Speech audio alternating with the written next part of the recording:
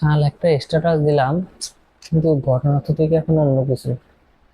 কিরে নাতি, কি এত টেনশন করতেছিস? সে কথা আর বলো না, না না। কোন কথা রে? আরে, দু একদিন আগে কুমিল্লার মুরাদনগরের ধর্ষণের একটা খবর ভাইরাল হলো না? হ, ফেসবুক চালাইতে চালাইতে খবরটা তো আমার কাছেও আসছিল। দেখলাম, কি এক মর্মান্তিক ঘটনা রে। মানুষ কিভাবে পারে এরকম ঘটনা ঘটাইতে?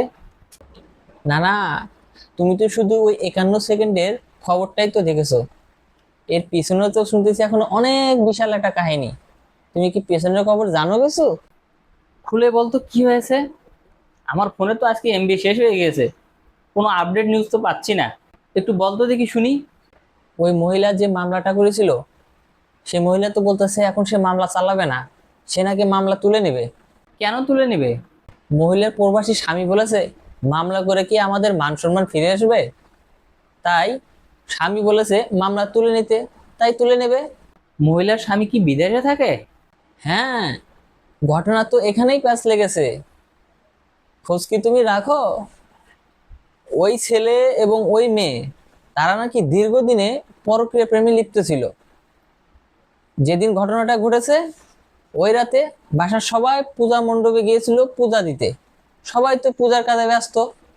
এর ফাঁকে ওই ছেলেকে ডেকেছে, এবং ওই ছেলে এবং মেয়ে ওই সুযোগটা পেয়ে তারা কাজ শুরু করে দিয়েছে।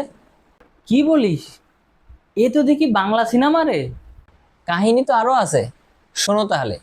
তারা যখন দুইজনে ওই কাজে ব্যস্ত, তখন তো আশেপাশের লোকজন সবাই বুঝতে পেরেছে যে ভিতরে কোনো কিছু একটা হচ্ছে। তখন পাড়া মহল্লার লোকজন তাদেরকে ধরে একদম উত্তম মধ্যম দিয়েছে। ছেলেটাকে এমন উত্তম মধ্যম দিয়েছে, একেবারে হাসপাতালে পাঠিয়ে দিয়েছে। আর মেয়েটাকে কিছু দিয়েছে, তার ফাঁকে ওই যে ভিডিও যেটা দেখলাম না, ওই ভিডিওটা করেছে। সেই জন্যই তো বলি, এত তাড়াতাড়ি মামলা তুলতে চায় কেন? তাহলে বুঝতে পেরেছো ব্যাপারটা? কিছু করতে সাপ বেরিয়ে পড়বে, সেই জন্য তারা আর মামলা চালাবে না। বুদ্ধি দেখছো বেডির? ধরা খাওয়ার ভয়েতে তারা আর মামলা চালাবে না, চিন্তা করো।